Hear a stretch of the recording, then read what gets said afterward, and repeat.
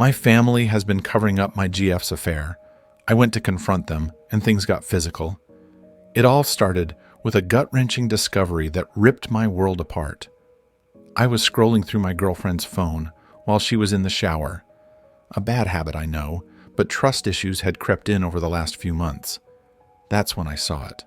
A string of texts between her and my cousin, Raivo. The messages were explicit and clearly pointed to an affair that had been going on for months.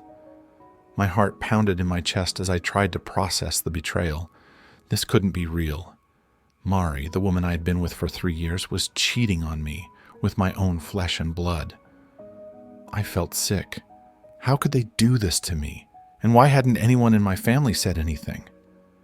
I confronted Mari that night, and she didn't even bother denying it. She admitted to the affair, but begged me not to tell anyone. She claimed she still loved me, that it was a mistake. But how could I believe her when she had been lying to me for so long? I was furious, not just with her, but with Raivo and the entire family who must have known. I decided to confront them all, needing to know why they kept this dark secret from me. The next day, I called a family meeting at my parents' house. I didn't tell them why, just that it was urgent and everyone needed to be there. When I arrived, my parents, Raivo, and my sister Leda, were already seated in the living room, looking concerned. I took a deep breath, my anger barely contained. "What's going on, Tavi?" my dad asked, his brows furrowed. I glared at Raivo, who avoided my gaze. "I know about the affair," I said bluntly. "Mari and Raivo, they've been seeing each other behind my back." The room went silent. My mom gasped, and my dad's face turned red with anger. Raivo looked like he wanted to disappear. Leda just sat there, her expression unreadable. "You knew, didn't you? I accused them all. You all fucking knew, and no one told me." My mom started to cry. "Ta'avi, we didn't want to hurt you," she said. "We thought it was just a phase, that Raivo would come to his senses and it would end." "A phase?" I shouted.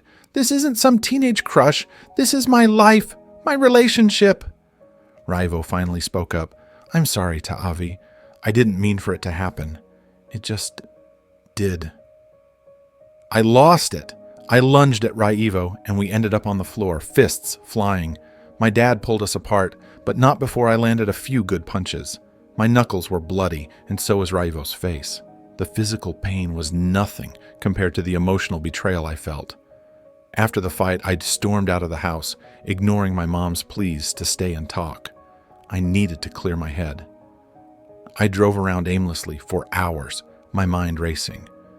How could my family betray me like this? How could Marie? I ended up at a bar, drowning my sorrows in whiskey. That's where I met Preet, an old friend from high school. He could tell something was wrong and insisted on hearing the whole story. I spilled everything, the affair, the fight, the betrayal. He listened quietly, then gave me some harsh but honest advice. "Ta'avi, you need to cut them out of your life, all of them, your girlfriend, your cousin, even your family if you have to. They don't deserve you."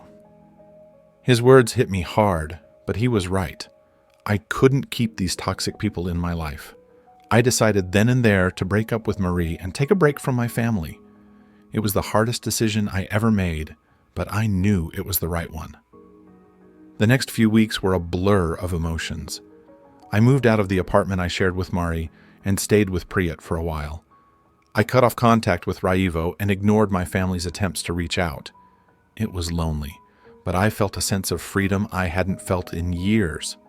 I threw myself into work and started going to the gym regularly. I needed to rebuild my life from the ground up. Slowly but surely, I began to feel like myself again. I even started dating, though it was hard to trust anyone after what happened. One night, I got a call from Leda. I almost didn't answer, but curiosity got the better of me. "Ta'avi, please talk to us," she said. "We miss you. We want to make things right." I sighed. "Leda, I don't know if I can ever forgive you all. You kept this huge secret from me. You watched me suffer and said nothing." "I know, and I'm sorry," she said, her voice breaking. "But we're family. We need to stick together. Please, give us another chance." I hung up, conflicted. Part of me wanted to cut them out forever, but another part of me missed my family. I needed time to think. A few months later, I decided to give my family another chance. We met up at a neutral location, a park we used to go to when we were kids. It was awkward at first, but we slowly started to talk. My parents apologized for not telling me about the affair, and Rivo admitted he was an idiot for getting involved with Mari.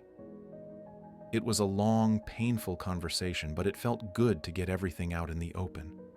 I told them I needed time to fully forgive them, but I was willing to try. We started rebuilding our relationship, one step at a time. It wasn't easy, but we were making progress. As for Mari, I never spoke to her again. I heard she moved away, probably to escape the mess she created. Good riddance. I deserved better, and I was determined to find it. In the end, the betrayal taught me a valuable lesson about trust and the importance of surrounding myself with people who truly care about me. It was a hard road, but I came out stronger on the other side.